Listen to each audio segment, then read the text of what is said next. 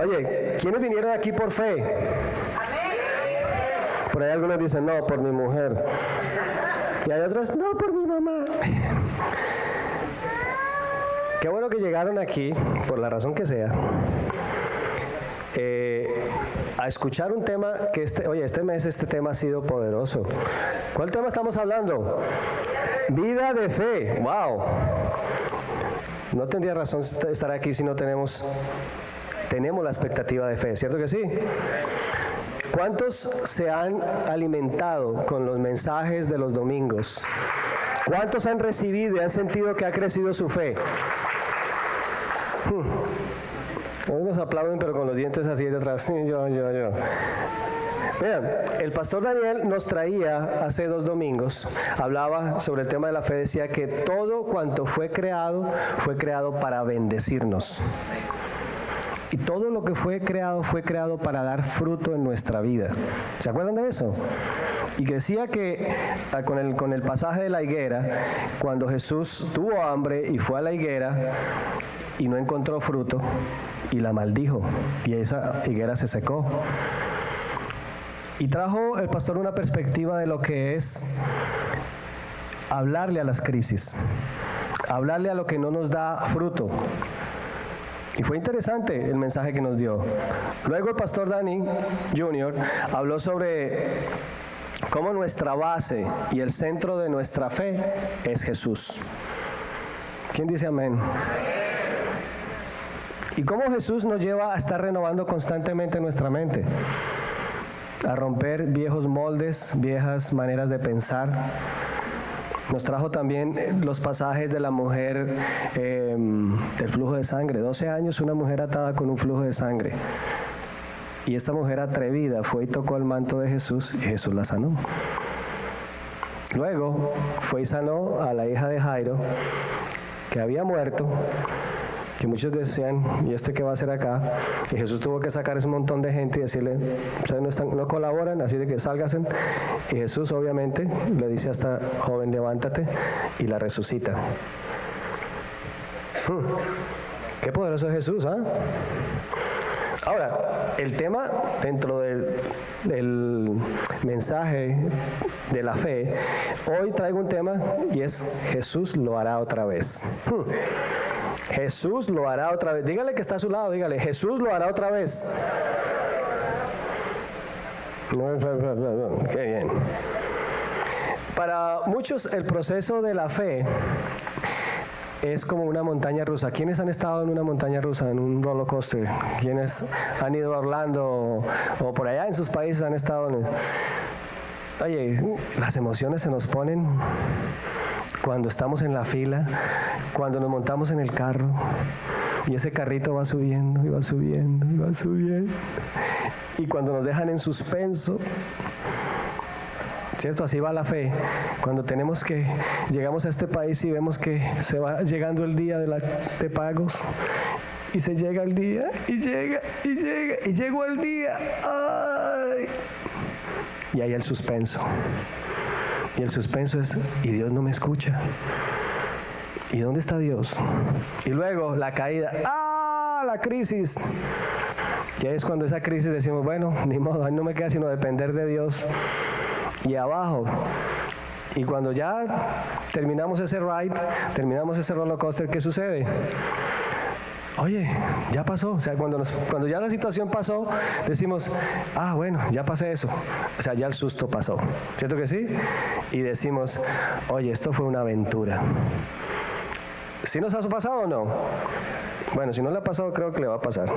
Bueno, el pastor Daniel decía que la fe es algo normal, natural, que es como el respirar. El pastor Dani decía que la fe no es algo cómodo, porque nos saca de la zona de confort. Y yo digo que la fe es emocionante, es una aventura. Así de que dígale que está a su lado y dice, abroches el cinturón que esto ya va a comenzar. A todos se nos dio una medida de fe. ¿Cierto que sí? A todos se nos dio una medida de fe. O sea, nadie puede decir, yo no tengo fe. Algunos tienen de pronto más fe que otros en ciertas áreas. Es más, en nosotros mismos tenemos más fe en ciertas áreas que otros. Somos a lo mejor más atrevidos en ciertas cosas que en otras. Cuando muchas personas no encuentran respuesta de parte de Dios, entonces viene la desilusión, viene el desánimo, y entonces, ¿dónde está Dios? Y ese silencio de Dios se hace eterno. Ahí es donde opera la fe. Estoy pidiéndole y no se da. Y mi fe como que cada vez se debilita. Dios, ¿dónde estás? ¿Sí nos ha pasado alguna vez? O decimos, bueno, Señor, es en el tiempo tuyo. Eso puede ser como una medio cliché que decimos. Pero muchas veces nos sucede que Dios no contesta nuestras oraciones no porque Él no quiera, porque el deseo de Él es obviamente complacer nuestros anhelos, nuestros deseos. Pero muchas de esas veces es porque quiere trabajar en nuestro carácter. Y aquí quiero traer lo que es la definición de carácter. Para muchos, leía un poquito sobre lo que es la diferencia entre carácter y de temperamento. Para muchos el carácter, o para nosotros en la cultura occidental, el carácter tiene que ver con esa persona se irrita con facilidad, es de mal genio, wow, no la pasa a nadie, que ni lo toquen. Pero eso es temperamento. Para la cultura occidental, el carácter tiene que ver con la persona que, por más que sea maltratada física, psicológicamente, lo humillen, se burlen de él, lo golpeen, sigue firme, tranquilo, no pasa nada. Eso es un carácter firme. Y eso fue lo que Jesús vino a hacer. A Jesús no le hicieron eso. No fue golpeado. Es más, tenía un montón de seguidores. Eran más los perseguidores que los seguidores. Y siempre buscaban la caída, a ver qué dice, a ver para caerle encima. Luego se burlaban de él, luego lo golpearon, por último lo crucificaron. Bueno, y hasta sus propios amigos lo abandonaron. Y ese carácter de Jesús fue el que Él vino a mostrarnos aquí, a decir, ¿saben qué? Yo vengo a mostrarles cómo es el carácter de un hombre. Y por eso convivió 3 años y medio con estos hombres, los discípulos, y les enseñó cómo tener el carácter de un hijo de Dios. Aquí en la iglesia nosotros tenemos algo bien claro en CN, que toda persona que quiere crecer en la relación con Jesús, trabajamos con algo que se llama discipulado.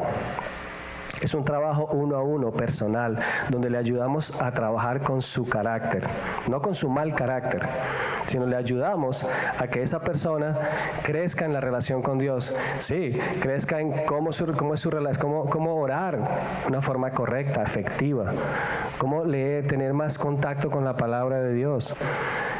Eso le da firmeza, eso le da mansedumbre, le ayuda a trabajar con lo que son los frutos del Espíritu. Y creemos en eso, creemos que el carácter es lo que va a levantar a una persona. De nada le sirve a una persona lograr la respuesta de una oración si no tiene los cimientos para sostener esa bendición. Amén.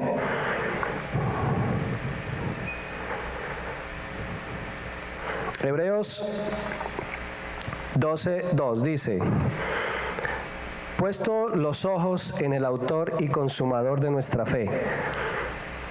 Tengo otra versión, que nueva versión internacional dice: fijemos la mirada en Jesús, el iniciador y perfeccionador de nuestra fe.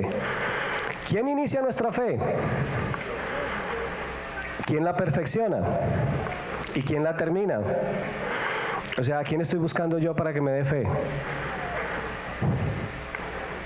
Por eso te invito a que pongas tu fe en Jesús y le digas: ¿sabes qué, Señor? Hoy pongo mis ojos en ti.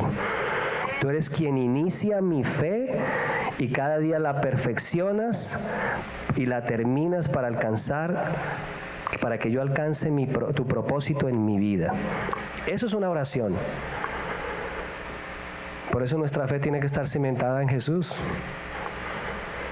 Comienza con nuestro proceso de fe, Él es quien lo perfecciona y Él es quien lo termina. Amén. Muy bien, a Jesús le llama la atención la fe de un personaje, y eso me encanta esta historia porque eso fue uno de los wows de Jesús. Jesús es de las pocas cosas que le impactaron y fue la fe de este hombre. Y vamos a leerlo, bien interesante este pasaje. Está en Mateo 8:5, lo tienen en sus pantallas. Y si tienen sus Biblias, y a propósito, sería bueno, yo particularmente escribo porque me encanta, porque a veces esta memoria no me funciona tanto, pero la memoria de escribir me ayuda muchísimo. Así de que si tienen sus celulares o rayen ahí la camisa de alguien ahí detrás, anoten de todas maneras. Dice Mateo 8:5. Cuando Jesús regresó a Capernaum, un oficial romano se le acercó y le rogó: Señor, versículo 6, mi joven siervo está en cama, paralizado y con terribles dolores. Iré a sanarlo, dijo Jesús. ¿Qué dijo Jesús? Iré a sanarlo. Señor, versículo 8, dijo el oficial: no soy digno de que entres en mi casa. Tan solo pronuncia la palabra desde donde estás. Por favor, dile al que está al lado: pronuncia la palabra y mi siervo se sanará. Lo sé porque estoy bajo autoridad. Eso decía el centurión. Lo sé porque estoy bajo la autoridad de mis oficiales superiores y tengo autoridad sobre mis soldados. Solo tengo que decir: vayan, y ellos van. Vengan, y ellos vienen. Y si les digo a mis esclavos: hagan eso, lo hacen. Y ahí viene el versículo 10. Al oírlo, Jesús quedó asombrado y se dirigió a todos los que le seguían y les dijo: la verdad, no he visto una fe como esta en todo Israel. Diga después de mí: no he visto una fe como esta. Versículo 13. Entonces Jesús le dijo al oficial romano: vuelve a tu casa. Debido a que creíste, ha sucedido. Y el joven siervo quedó sano en esa misma hora. Tremenda historia, ¿eh? Muy bien, vamos a estudiar un poquito quién era este oficial romano. Primero que todo, este oficial no era un seguidor de Jesús. Era un judío, ni era judío tampoco, era simplemente un centurión, un hombre de autoridad del ejército romano. ¿En qué creían ellos? Ellos no creían en Dios, simplemente adoraban a sus dioses, Júpiter, Minerva, Juno, construían templos en torno a estas imágenes y hacían sacrificios de animales. Su máximo dios para ellos era el emperador, al cual le rendían toda la adoración y se practicaba el culto imperial. O sea, para ellos Dios estaba fuera totalmente del rango. Ahora, el imperio romano tenía subyugado al pueblo judío. Eran esclavos, los judíos eran esclavos de ellos. Los robaban, les quitaban propiedades, les cargaban impuestos injustos. ¿Tú te imaginas la incomodidad que tenía el pueblo judío y cuando se acerca un centurión de estos a pedirle a Jesús? ¿Cuál creen que sería la reacción de Pedro? Bueno, hablemos de Pedro, que es medio atrevido, ¿no? No, Jesús, mira, por favor, ni se te ocurra, ese hombre. Pero Jesús le llamó la atención la fe de este hombre.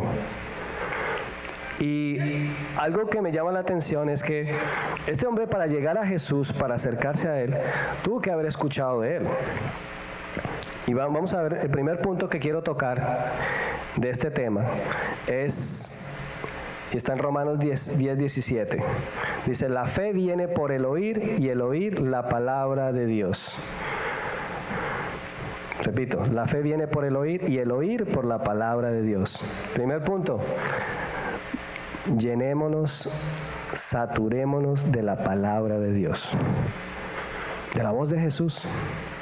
Este hombre, ¿sabe qué tuvo que hacer? Este hombre investigó quién era Jesús. Antes de llegar a él tuvo que haber investigado, claro que sí. Se metió en YouTube y empezó a averiguar todos los videos. Este hombre haciendo milagros. ¡Wow! Empezó a darse cuenta cómo manejaba su perfil en las redes. Decía, wow, tremendo Facebook, wow, Instagram. Y los tuitazos que mandaba. Decía, este hombre sí definitivamente es un tremendo líder.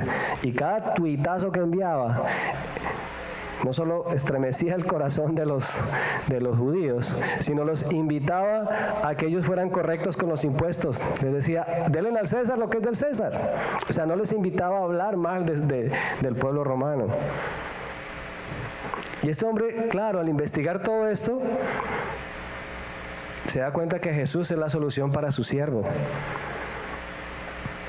No encontró la solución en sus dioses, no encontró la solución en su máximo dios que era el emperador. Encontró la respuesta en un hombre totalmente ajeno a sus creencias. ¿Y cómo se llamaba? Jesús. Y cuando se acerca y le dice, mira, la verdad, yo no soy digno de que tú vayas a mi casa. Yo no estoy en tus estándares, Jesús. Tú tienes unos estándares muy altos. No quiero que entres a mi casa porque me voy a sentir muy indigno, muy mal. Así es de que te pido que por favor no lo hagas. Simplemente mira, yo sé qué es tener autoridad y sé la autoridad que tú tienes. Ya vi qué es lo que tú haces. Así de que simplemente envía la palabra, envía órdenes. Dile que ya automáticamente que tú digas se va a hacer, porque yo mismo, y le dijo, yo mismo sé lo que es dar órdenes, también recibo órdenes, pero sé lo que es dar órdenes, y sé que las órdenes que yo doy se cumplen. Así que la palabra que tú digas, wow, hay poder acá, o sea que la palabra que tú digas se va a cumplir, la orden que tú digas se va a cumplir. ¿Cuántos están esperando que una orden de Jesús se cumpla? La pregunta es, ¿saben cuál es la orden de Jesús?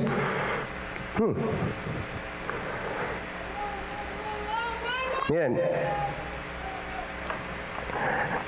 a Jesús le impactó. ¿Ustedes han visto esos reality shows de los jueces que ven como con cazatalentos, que ven esos hombres que van, o mujeres, o jóvenes, niños, que van a hacer unas ejecuciones impresionantes?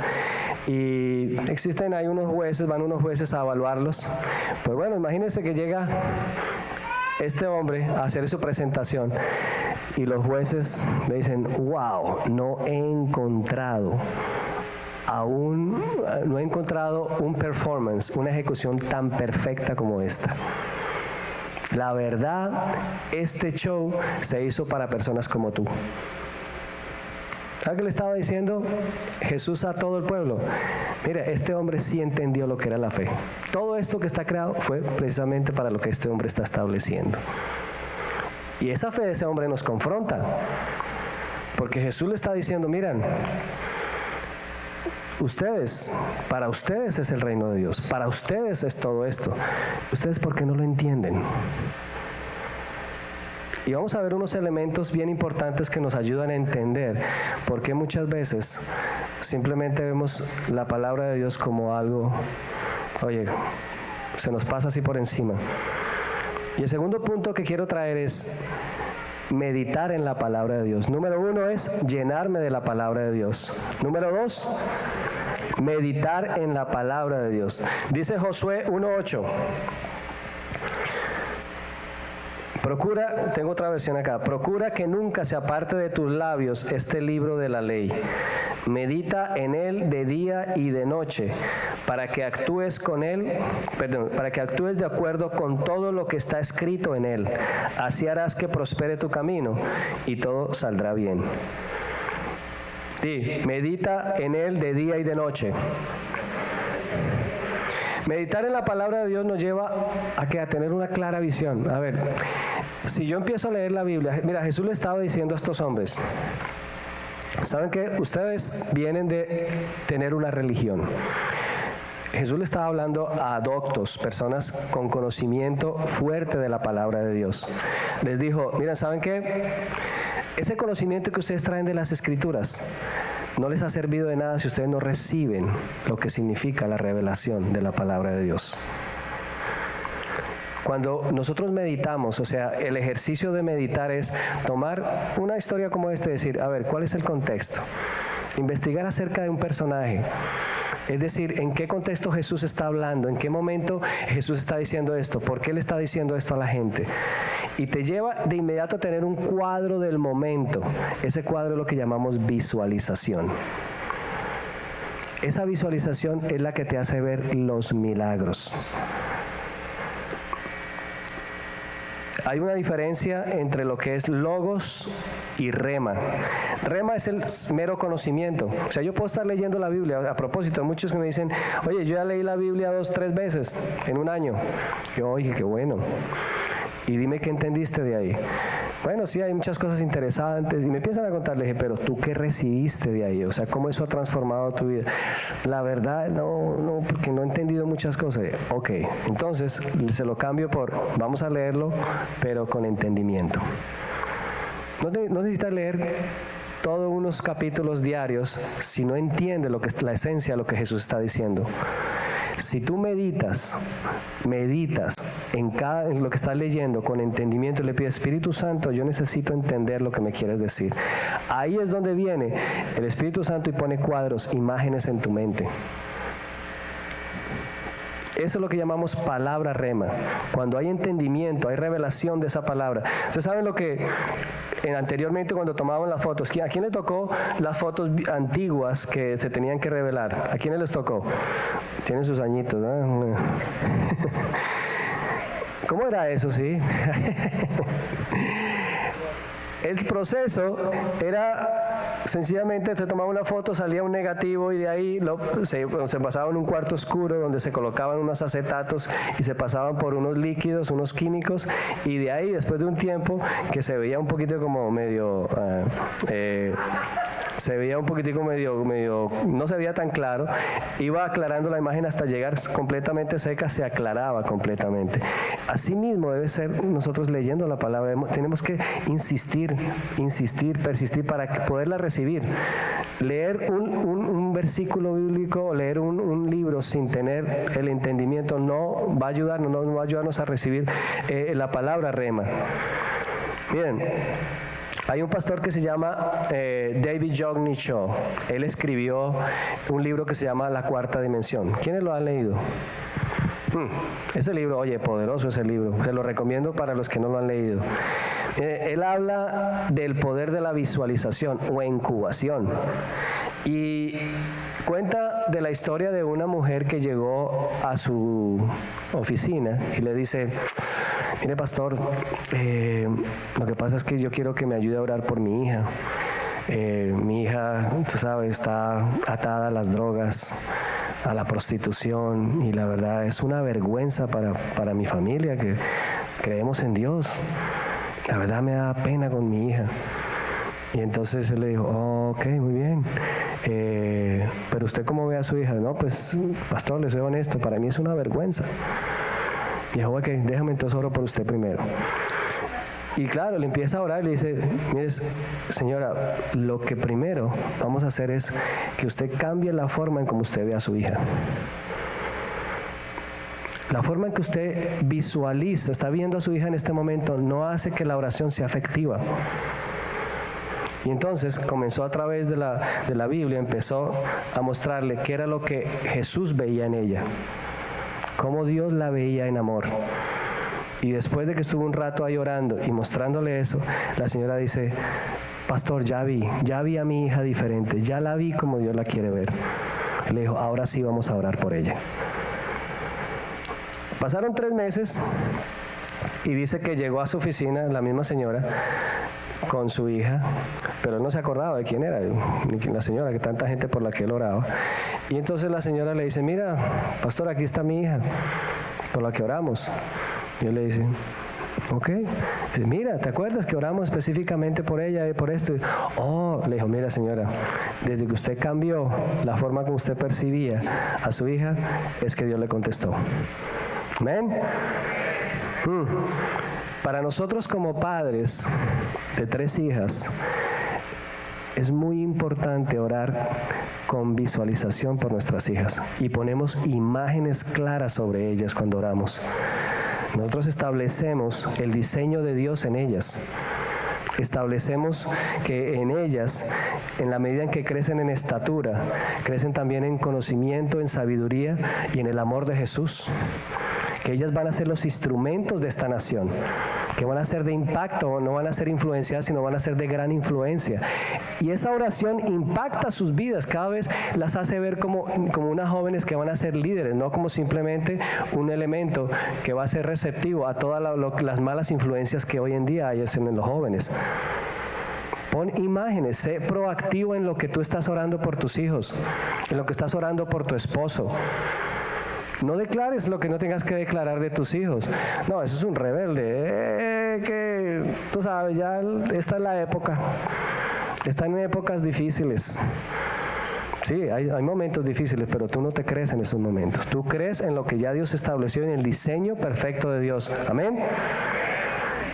Lo mismo por tu esposo, por tu esposa, por un familiar, lo mismo. Establece el diseño de Dios. Me acuerdo que mi esposa estaba orando por un hombre guapo, simpático, con un montón, tiene un listado así de largo de detalles de lo que quería que su esposo fuese. ¡Ey! Interminable esa lista. Y bueno, oye, y Dios se quedó. Dios le dio mucho más de lo que ella pidió. Simplemente un detalle. Ella dijo, se le olvidó la estatura, el pequeño detalle. Y bueno, le tocó confirmarse con eso allá. Pero es cierto, no lo de la estatura, pero es cierto lo del detalle. Fue clara y específica.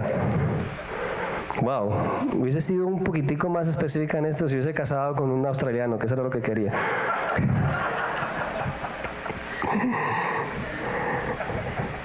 Muy bien, tercer punto. Asumamos nuestra posición. Mira, Jesús en la autoridad que le estaba diciendo al oficial, que estaba admirando el oficial romano, dice, este hombre sí sabe lo que es la autoridad y asume lo que es la autoridad. ¿Cuántos aquí asumimos la posición de hijos de Dios? No me levanten la mano. Efesios 2:6 dice, pues nos levantó de los muertos junto con Cristo y nos sentó con Él en lugares celestiales. Dígale que está a su lado. Nos sentó junto con Jesús en lugares celestiales. Porque estamos unidos a Cristo. O sea, si tenemos una autoridad delegada por Dios, en este caso, como Jesús, porque somos herederos de nuestro Padre y coherederos ¿con quién? Con Jesús. En un sistema de un organigrama, que es un diagrama organizacional, normalmente tú ves las posiciones ahí, ¿cierto? Presidente o el CEO, etcétera, etcétera. Pero cuando tú ves que hay alguien debajo de esa posición, eso es lo que se llama un subordinado, o lo llamamos un ¿qué? Una persona que está bajo la autoridad de esa otra persona. Ahora, pero si vemos que una persona está a su lado, le decimos que es un colega, o sea, una persona que tiene la misma autoridad, mismo nivel de autoridad. O sea, quiere decir que si yo estoy sentado con Jesús y estoy al lado de Jesús, ¿qué tengo yo? El mismo nivel de autoridad. ¿Y la autoridad sobre qué? Vamos a leerlo. Hebreos 1:14 dice, Por lo tanto, los ángeles son los sirvientes, espíritus enviados para servir a quienes heredarán la salvación. ¿Quiénes han sentido presencia de ángeles? ¿O quiénes creen que de verdad hay ángeles que los protegen por lo menos? Oye, yo no solo siento que hay ángeles, yo siento que hay para protegerme, hay para todo, para sanar, hay ángeles para proveer, hay ángeles que traen una atmósfera preciosa de Dios de paz en mi casa. Hay ángeles para todo eso. ¿Y quiénes son los que les dan órdenes a ellos? Jesús, ¿cierto? No, nosotros también. Por eso el tercer punto es: declara, confiesa la palabra.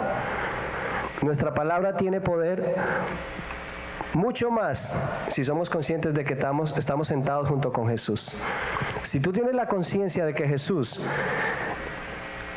es la máxima autoridad, recuerda que la Biblia dice que a Él se le dio la máxima autoridad en el cielo, en la tierra y debajo de la... O sea, sobre todo el mundo de las tinieblas, el infierno, tiene autoridad sobre la tierra y el cielo. Y si yo estoy sentado al lado de Él, ¿qué autoridad tengo yo? Tengo autoridad sobre todo eso. Cuando yo declaro la palabra, estoy confesando lo que ya está escrito. O sea, no es decir yo voy a orar emocionalmente. Hay que orar, bueno, una vez más, cuando yo oro con entendimiento. Hay momentos para orar y hay momentos para ordenar. ¿Entendemos esa parte? Cuando yo oro diciendo: Señor, gracias por todo lo que me has suplido, lo que me has provisto, yo sé que tú eres bueno. Pero cuando yo doy órdenes, yo establezco: hoy es un día de bendición, cielos abiertos para mi vida. Tú vas delante de mí allanando montañas, estableciendo que las puertas se abren, puertas de hierro son echadas, derribadas completamente, se me son entregados los secretos ocultos, las riquezas de la nación. Eso es darle órdenes a una entidad, porque está escrito y establecido de esa manera. ¿Ven? Nosotros en los grupos hicimos este ejercicio en nuestro grupo de conexión. Tomamos un dado y le colocamos una serie de áreas, por ejemplo, sanidad, dice acá, dice protección, finanzas, relaciones de pareja, hijos, paz y bienestar. Y yo les envié a cada uno, o a todo el grupo, unos versículos con respecto a cada una de esas promesas o órdenes que debemos darle en el mundo espiritual. Y entonces hacíamos el ejercicio por grupos, tirábamos el dado y cada del otro grupo oraba con base a lo que saliera ahí. ¿Cierto? Eso con el ánimo de que aprendieran las promesas de Dios y a establecer y a ordenar. Amén. Miren, qué interesante que hicieran eso en sus casas. Bueno, este dado yo lo estoy vendiendo, $1,500 el que lo necesite. Está barato, ¿cierto? Miren, cosas sencillas que podemos hacer nosotros para enseñarle a nuestros hijos a orar, a establecer la palabra. Enséñelo. Susan, gracias Susan por la bendición. Ella dijo, bueno, yo necesito aprender también de esta palabra. ¿Sabes qué? Hizo algo así, dijo, cada vez que oremos, voy a ponerlo, tiene en la mesa, cada vez que oremos, pues vamos a establecer la palabra con respecto a tal cosa. Y así se han ido aprendiendo cada uno de los versículos. Porque es el momento que ellos utilizan para estar en familia y orar. Así es que eso es lo que debemos hacer. Debemos llenarnos, número uno, de la palabra de Dios. Debemos meditar. El meditar me lleva a memorizar las órdenes que están establecidas. Y yo establezco ¿sobre qué? Sobre todas las áreas de mi vida. No necesariamente tiene que ser el área de la protección o el área de las finanzas. Todo. Yo tengo que estar cubriéndome en todo. Y cuando tengo claro que tengo el entendimiento de lo que estoy recibiendo, entonces lo declaro, establezco eso. ¿Por qué? Porque ya hay poder en mi boca. Porque ya lo recibí. ¿Saben que los ángeles no se mueven en las emociones de las oraciones? Tú puedes estar orando y entonces tu palabra dice, Señor, proveerás todo lo que haga falta. Y mira que sí me hace falta. Puedes estar orando de esa manera, pero los ángeles dicen, no. Pero si oras, dice, claramente establecido está por la máxima autoridad que suplirás todo lo que haga falta y me suplirás lo que me hace falta conforme a lo que está establecido, a tus riquezas en gloria en Cristo Jesús. Amén. Y tú lo estableces y lo sellas y te quedas tranquilo. Estás estableciendo una orden de parte de Jesús. Amén. Dice Isaías 55:8. No, voy a leerlo, el 55:10. Dice, la lluvia y la nieve desciende de los cielos y quedan en el suelo para regar la tierra. Hacen crecer el grano y producen semillas para el agricultor y pan para el hambriento. Eso es lo que hace la lluvia y la nieve. Ahora dice, asimismo sucede con mi palabra, la envío y siempre produce fruto, logrará todo lo que yo quiero y prosperará en todos los lugares donde yo la envíe. ¿Qué es lo que va a hacer una palabra de Dios? Va a dar fruto en la que Él envió. Si Él la envió para darte paz y bienestar, ¿qué va a hacer? Pues te va a dar paz y bienestar. ¿Qué es lo que tienes que hacer tú? Creer.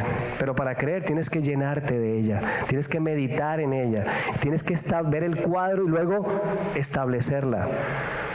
Dice, tanta paz te daré, tanto bien te daré, que los demás se sorprenderán de tanta paz y tanto bien que yo te haré. Eso es un cuadro perfecto en tu mente. ¿Cuántos están buscando paz? Todos están llenos de paz. Me gusta eso porque nadie está buscando paz. ¿Saben que este hombre, este oficial romano, de alguna manera retante y atrevida, le dijo a Jesús, mira, envía tus órdenes. Tú no necesitas venir, envía tus órdenes. Yo sé que tú tienes siervos en tu manejo. Yo tengo también mis siervos y ellos van a cumplir lo que yo les diga. Ahora mismo le dijo, como sé la autoridad que tú tienes, ahí te dejo la tarea, sana a mi siervo. Eso es una fe atrevida. Normalmente se asume que alguien tiene que venir y tocarlo, que alguien tiene que venir a hacer un ejercicio. No, Jesús no necesita eso. Necesita la fe de alguien que lo vea. ¿Estás orando por un familiar en tu país? Oye, tú no necesitas sanarlo, tú necesitas creer que Jesús ya lo sanó. Y tú lo estableces y simplemente no necesitas decirle, déjame oramos un momento y comienzas a tirarle la Biblia encima. No, tú simplemente dices, mira, estoy orando por ti, sé que Jesús ya te sanó. Lo estableciste, lo viste y ese familiar va a decir, oye, yo quiero eso porque vi el poder de Dios en ti, vi el milagro hecho. Amén. Este pasaje una vez más nos confronta porque como un hombre de una vida, como dice, indigna, una vida de un centurión, un hombre de autoridad que operaba en un reino inmoral, un reino injusto, que esclavizaba al pueblo de Dios, pudo creer más que el mismo pueblo de Israel sobre la autoridad de Jesús. Yo sí me siento confrontado con esta palabra, porque muchas veces, de verdad, no le creo a Jesús en lo que Él ha dicho, en lo que Él me ha prometido. De verdad que a veces dudo de sus promesas y tengo que volver a las bases iniciales y a decir, Señor, perdón. Y les confieso, todos tenemos nuestros ups and downs, pero cuando se mantiene más el down, ahí está el problema. Cuando estamos más abajo. Y la idea es decirle, ¿sabes qué, Jesús? No sé tú cómo vas a resolverme mi situación, no sé tú cómo lo vas a hacer, pero sí tengo la confianza en que tú me vas a ayudar. Tengo mi confianza en que tú tienes el poder y tú me vas a levantar en mi fe para verlo, para que se pueda cumplir lo que te estoy pidiendo. Saben que hace 10 años me sucedió, recién casado, jugando fútbol. Oye, a propósito, Venezuela, vamos, yes, yes, eso. La Vinotinto, oye, ¿no se trajeron algunos chicos? La Vinotinto, ¿dónde está? Mira, Félix, excelente. Oye, ayer estaba ya como un pana ya chico haciéndole barra a los venezolanos, qué bueno. Nadie me invitó a una arepa, pero está bien. Estaba, oye, de verdad, feliz, muy feliz por ustedes. Hoy nos toca a nosotros, así de que, ¡vamos Colombia! Mi deporte favorito y mi hobby favorito es el fútbol. Me fascina. Y yo soy como ese niño chiquito, háganlo así, siempre se lo describo así. Es como el perrito que lo han tenido una semana encerrado y lo sacan al parque. Así soy cada vez que juego. Detrás de un baloncito.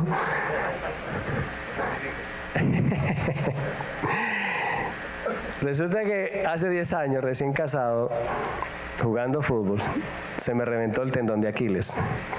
Para los que no saben, el tendón de Aquiles es ese cartílago que tú tienes acá y que sostiene tu pie, le da firmeza a tu pie, y mi pie quedó así. Entonces no podía, obviamente, apoyar mi pie. Y voy donde el primer médico y me dice, bueno, eso es con agüita caliente y agüita fría. Yo, oh, qué bueno. Yo lo hacía, pero no pasaba nada. Y cada vez más cojo. Fui donde otro médico y me dijo, sí, tiene un problema. Sacaron un MRI y detectaron que tenía una completa ruptura del tendón de Aquiles. En ese momento no teníamos seguro. Yo no tenía seguro para cubrir eso, ni tampoco tenía el dinero para cubrir la cirugía. Y bueno, yo dije, ¿y entonces? ¿Y Jesús? Pero tenía a Jesús. Dije, ¿sabes qué, Jesús? Tú me vas a sanar. Nos pusimos a orar con mi esposa, el poder de la oración en unidad. Luego también orando en la iglesia, en un tiempo que teníamos de los grupos, los viernes de poder. Oramos también por eso. Y claro, en los primeros días me veían cojeando, las siguientes semanas me veían cojeando. ¿Y entonces hasta cuándo? Porque lo normal es que una persona que tenga eso se tenga que operar. Yo no tenía el recurso financiero. Y le dije, ¿sabes qué, Jesús? Tú no me quieres ver así. Yo soy un hijo tuyo. Yo soy tu hijo, Padre. Y yo necesito que tú me sanes o me proveas el dinero para la cirugía. Bueno, pasaron 8 días y un amigo por ahí me dice, ¿qué le pasó? No, pues me reventé el tendón de Aquiles. Yo, wow. ¿Y qué necesita? ¿O cirugía o sanación? Me dijo, bueno, yo le voy a dar el dinero para la cirugía. Me dio el dinero para la cirugía. Cuando llego donde el podiatra y que me va a hacer la cirugía, me dicen, no, pero usted está bien. Empezó a hacer varias pruebas, no, usted está bien.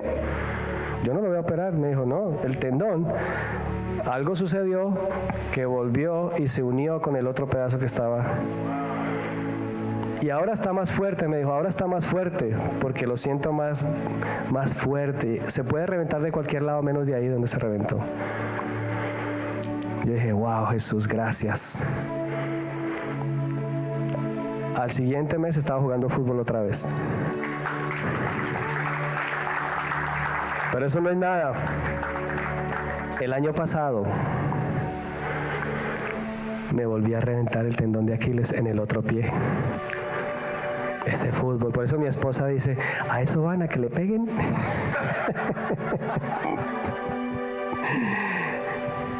Por ella quisiera coger a todos sus amiguitos y ella misma agarrarlos y pegarle. Pero ella, bueno, no hablemos de ella. El tendón de Aquiles otra vez se rompió completamente, pero en el otro pie. Fui a donde el podiatra y me dijo, lo siento, 1 año y medio primero sin jugar, 6 meses con un cast, con una félula y con el pie arriba 6 meses. Yo le dije, no, hermano, usted está chiflado. Yo dije, ok, está bien. Salí de ahí cojeando. Supuestamente no lo podía apoyar. Pero yo decía, yo no me veo enfermo, yo no me veo mal. Me fui a trabajar tal y como tenía que trabajar. Muchas veces subiendo escaleras, pero así. Y no estaba supuesto a hacerlo, porque yo no me vi en esa condición. Y en mi mente y en mi corazón era: Jesús, lo que tú hiciste en este pie lo vas a hacer en este. Tú lo vas a hacer otra vez. Y constantemente esa canción que ustedes escucharon, esa adoración: Jesús, tú lo harás otra vez. ¿Y qué pasó? Cuando Él me había dicho que yo no iba a poder volver a jugar por 1 año y medio, y a lo mejor no volví a jugar, a los 4 meses estaba jugando otra vez. Otra vez. Me sacaron un MRI y lo mismo, completamente roto. ¿Qué me ha enseñado esto? Que no puedo volver a jugar fútbol. No, mentira. Que siempre Jesús, voy a contar con Jesús. Jesús hizo un milagro ayer. Lo hizo hace 1 año. Lo hizo hace 2 años. Te sacó de una situación que tú decías: de esto no me saca nadie. Pues Él lo va a hacer hoy también. Porque Jesús no cambia. Jesús no cambia. Y su amor sobre nosotros es incondicional. Dice acerca de los ángeles, dice: Él hace que sus ángeles sean como vientos y sus ministros como llamas de fuego. Por eso cuando decimos soplan nuevos vientos, estamos diciendo: Jesús, ángeles vienen y soplan para nosotros bendición. Ángeles establecen bendición sobre nosotros. ¿Cuántos dicen aquí: los planes de Dios para mi vida son planes de bien y no de mal, de darme un futuro grande y el bien que espero? Gracias, Jesús. Pueden ponerse de pie, por favor.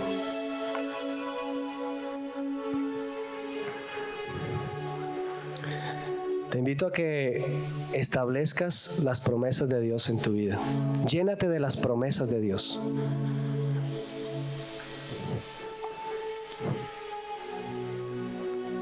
Dile: tu voluntad, Señor, sobre mi vida es buena, es perfecta, es agradable. Y vengo con un corazón agradecido por todas tus promesas. Yo me apropio de cada una de ellas. Medito de día y de noche en ellas. Las veo hechas, las veo cumplidas y las establezco con mi boca.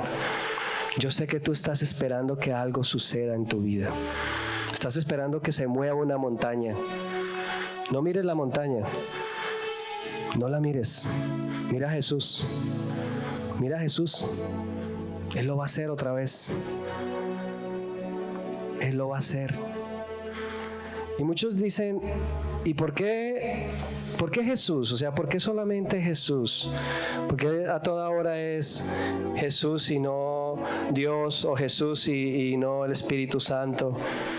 Bueno, dice Juan 1:1: en el principio ya existía la palabra estaba con Dios y Dios mismo era la palabra. Jesús y Dios son el mismo. En el principio la palabra estaba cuando dice: por la palabra fueron hechas todas las cosas, y nada de lo que existe fue hecho sino fue hecho por la palabra. O sea, todo fue hecho por Jesús y para Jesús. Y dice que la palabra vino y habitó entre nosotros. Ese es Jesús. Por eso es que decimos: Jesús, tu palabra se cumple. Tus promesas se cumplen, porque tú viniste a hacer cumplir la palabra y la cumpliste ya. Por eso cuando estuviste en la cruz dijiste: hecho está, consumado es. Yo le invito a que todo aquel que dice: es que no entiendo cómo comenzar mi proceso de fe. Sí, ya escuché que es Jesús, pero la única forma en que tú puedes entrar en esa relación para adquirir esa fe que no solo mueve montañas, sino esa fe que le impacta a Él, es diciéndole: ¿sabes qué, Señor Jesús? Yo sí quiero. Y que tú le rindas la vida a Él.